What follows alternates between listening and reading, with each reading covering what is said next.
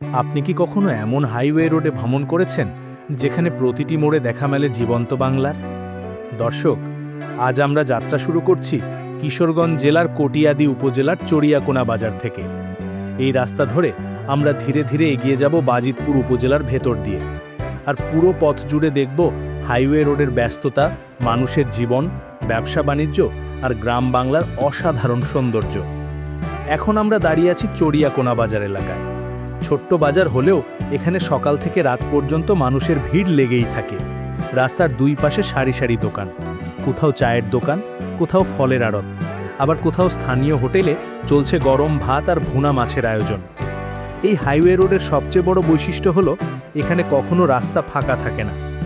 একদিকে দূরপাল্লার বাস ছুটে যাচ্ছে, অন্যদিকে ট্রাক, পিকআপ, সিএনজি, মোটরসাইকেল আর রিক্সা মিলিয়ে পুরো রাস্তা সবসময় প্রাণবন্ত। ঢাকা, ভৈরব, বাজিতপুর, কিশোরগঞ্জ বিভিন্ন অঞ্চলের মানুষের চলাচলের কারণে এই সড়কটি অনেক গুরুত্বপূর্ণ। আমরা এখন ধীরে ধীরে সামনে এগিয়ে যাচ্ছি। রাস্তার দুই পাশে দেখা যাচ্ছে সবুজ গাছপালা, মাঝে মাঝে ধানক্ষেত, আবার কোথাও ছোট ছোট জলাশয়। সব মিলিয়ে পুরো পথটাই যেন প্রকৃতির মাঝে তৈরি এক চলমান দৃশ্য। এই অঞ্চলের মানুষজন খুবই পরিশ্রমী। কেউ বাজারে ব্যবসা করছেন, কেউ ভ্যান নিয়ে পণ্য পরিবহন করছেন, আবার কেউ রাস্তার পাশে ছোট দোকানে বসে জীবিকা নির্বাহ করছেন। এই হাইওয়ে শুধু যানবাহনের রাস্তা নয়, এটি হাজারো মানুষের জীবিকার পথ। সামনের দিকে যেতে যেতে চোখে পড়ে নতুন নতুন মার্কেট আর দোকানপাট। আগের গ্রামের বাজারগুলো এখন ধীরে ধীরে আধুনিক হয়ে উঠছে।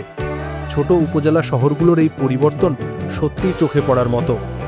এই রাস্তায় চলতে চলতে একটা জিনিস খুব ভালোভাবে বোঝা যায়, বাংলাদেশের অর্থনীতির বড় একটা অংশ এখন গ্রাম ও উপজেলা কেন্দ্রিক ব্যবসার উপর দাঁড়িয়ে আছে। হাইওয়ের পাশে গড়ে ওঠা বাজারগুলো এখন শুধু স্থানীয় মানুষের জন্য নয়, দূর দূরান্তের মানুষের জন্য গুরুত্বপূর্ণ কেন্দ্র হয়ে উঠেছে। এখন আমরা বাজিতপুর উপজেলার দিকে আরও এগিয়ে যাচ্ছি। যত সামনে যাচ্ছি তত রাস্তার ব্যস্ততা বাড়ছে। বড় বড় বাস দ্রুত গতিতে পাশ কাটিয়ে চলে যাচ্ছে, আবার কোথাও রাস্তার পাশে দাঁড়িয়ে যাত্রীরা গাড়ির অপেক্ষা করছে। এই হাইওয়ে রোডে ভ্রমণ করলে বোঝা যায় বাংলার গ্রাম আর শহরের মাঝের দূরত্ব এখন অনেকটাই কমে গেছে। রাস্তার দুই পাশের বাজারগুলোতেই এখন পাওয়া যায় শহরের প্রায় সব সুবিধা। কখনো রাস্তার পাশে দেখা যায় স্কুল কলেজের শিক্ষার্থীরা, আবার কোথাও কৃষক মাঠ থেকে বাড়ি ফিরছেন। এই সাধারণ দৃশ্যগুলোই বাংলাদেশের বাস্তব সৌন্দর্যকে আরও বেশি জীবন্ত করে তোলে। দিনের শেষে এই রাস্তা শুধু এক জায়গা থেকে আরেক জায়গায় যাওয়ার পথ না, এটি মানুষের জীবন, ব্যবসা, স্বপ্ন আর প্রতিদিনের সংগ্রামের গল্প বহন করে।